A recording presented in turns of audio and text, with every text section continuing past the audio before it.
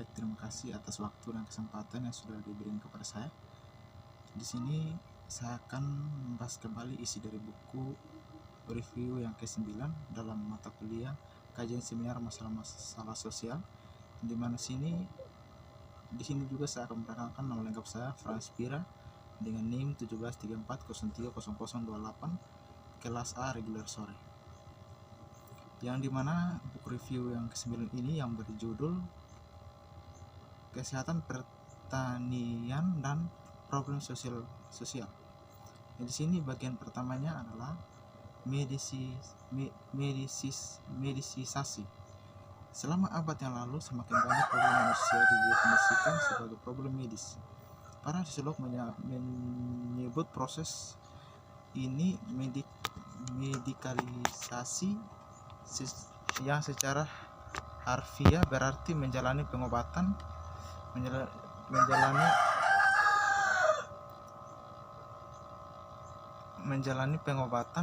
kunci untuk mengemedikalisasi adalah mendefinisikan masalah sebagai suatu penyakit yang sering mencakup mengingatkan perintah agar dokter melakukan sesuatu.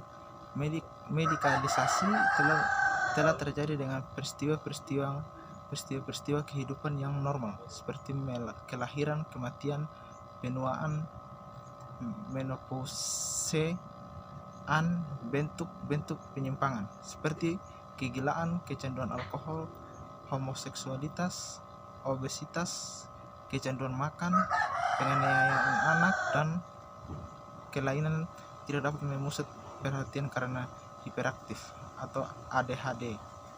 Dan masalah umum manusia seperti belajar kesulitan, kemandulan, dan seks.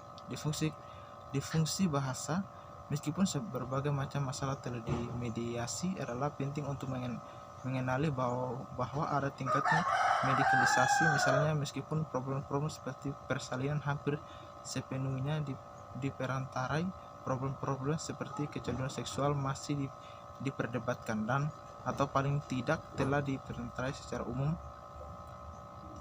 Banyak analisis khawatir akan konsekuensi dari medicalization. Dengan memperluas yurisdiksi medis, medicalization telah meningkatkan fungsi kontrol sosial pengobatan. Dan di sini saya juga sudah mengklarifikasi akan setiap masalahnya, yaitu yang mengklarifikasi setiap masalah-masalah yang ada di medisisasi, yaitu yang pertama di sini adalah klarifikasi masalahnya. Bagi orang-orang yang mengatasi problem akibat alkohol, perdebatan tentang kecanduan alkohol sebagai suatu penyakit merupakan hal yang membosankan dan akademis. Lagi pula, jika seorang bekerja di klinik rumah sakit untuk mengobati pecandu alkohol, berarti alkoholisme adalah satu penyakit. Akan tetapi, apakah sesuatu yang tidak penyakit tergantung pada sebagian besar masyarakat medis yang menerima definisi itu atau tidak, menentang penggunaannya oleh orang-orang di bidang lain. Karena para dokter merupakan profesi penyembuhan yang dominan dalam membayangkan masyarakat industri, mereka memiliki kendali atas penggunaan istilah penyakit, dan penyakit. Bahwa jika mereka kadang-kadang tidak dapat mengobati kondisi tersebut dengan efektif. Dengan demikian, para perancang ini menjadi penghargaan politik dan bukan ilmiah.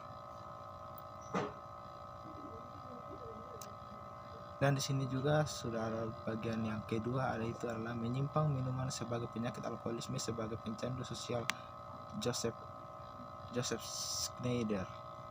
Surat kabar ini menyajikan sejarah sosial singkat tentang gagasan bahwa jenis perilaku minuman tertentu yang menyimpang terus didefinisikan dengan sebutan penyakit. Lokasi persejarah dalam Amerika Serikat sejak kira-kira akibat abad 18. Saya mendefinisikan klaim bahwa perilaku seperti itu adalah penyakit sebagai konsekuensi sosial dan politik studi mengomel di dalam Ouring. Apakah kebiasaan minum semacam itu benar-benar adalah suatu penyakit, dan dengan demikian apakah penyebabnya tidak menjadi masalah? Analisis akan menelusuri hubungan antara ide-ide dan struktur sosial yang tampaknya mendukung atau sendiri mereka. Penelitian ini adalah penyelidikan tentang basis dasar sosial dari penegasan tentang perilaku minum. Secara lebih umum, pembahasan ini merupakan contoh-contoh mengenai medikalisasi atas penyimpangan dan pengendalian sosial. Dalam suatu bentuk perilaku non-normatif, mulai digambarkan sebagai dosa, kemudian kejahatan, dan akhirnya suatu penyakit. Dan di sini juga ada yang ketiga, itu primum non nocere eksekusi kimia dan batas-batas kontrol sosial medis Haynes. Pada pagi hari tanggal 7 Desember 1982, negara bagian Texas menghukum mati Charlie Brooks dengan menyuntikkan campuran obat penenang rasa relaksan otot dan zat pelumpuh. Dia adalah terpidana pertahanan dalam sejarah mati oleh suntikan mematikan daripada dengan metode yang lebih tua tergantung listrik, gas mematikan, atau regu tembak. Pada waktu kematian Brock, 5 negara bagian telah secara resmi menerapkan metode ini untuk mengeksekusi para tahanan. Tetapi total 17 negara bagian telah membuat ketentuan serupa pada tahun 1986. Hukum mati dengan suntikan mematikan yang terjadi subjek pendebatan moral dan emosional yang intens karena menggunakan apa yang biasanya dianggap sebagai teknologi penyembuhan untuk sebaliknya membunuh orang. Para pendukung hukum mati dan horor para penentangnya, injeksi tampaknya membuat eksekusi lebih menyenangkan. Bagi banyak orang yang menemukan metode lain tidak dapat diterima. Namun selain itu, dilema etis yang tersangkut suntikan mematikan menimbulkan isu teoritis yang lebih menarik sehubungan dengan medikalisasi pengendalian sosial.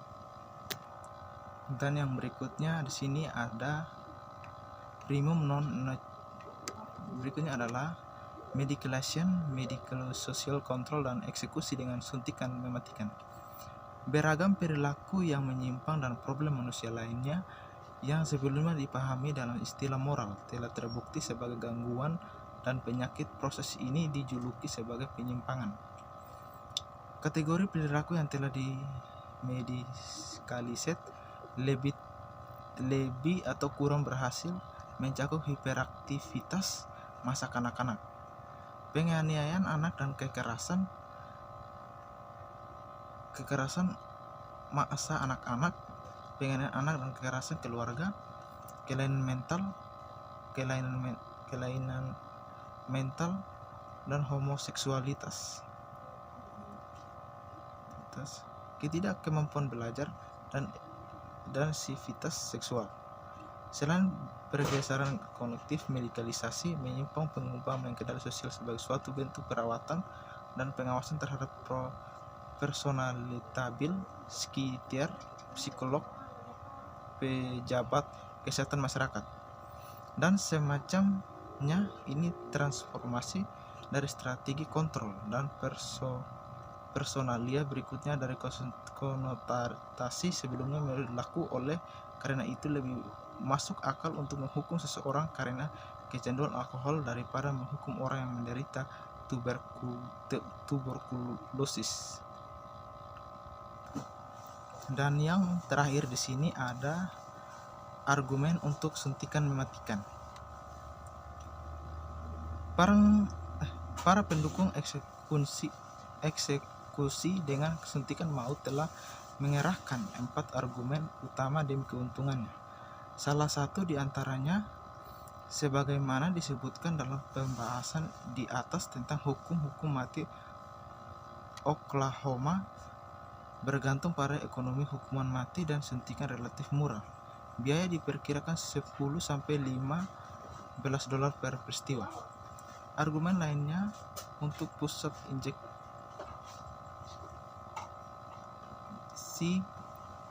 injeksi mematikan dan sekitar humanitarianisme, politik kelayakan dan konstitusionalitas. Karena itu, hubungan dengan reaksi medis terhadap metode ini saya akan meninjau kembali masing-masing secara singkat. Pokok yang paling sering dikemukakan oleh para pendukung suntikan maut adalah bahwa metode itu jika dilakukan dengan sepatutnya menjamin kematian yang cepat dan tanpa rasa sakit.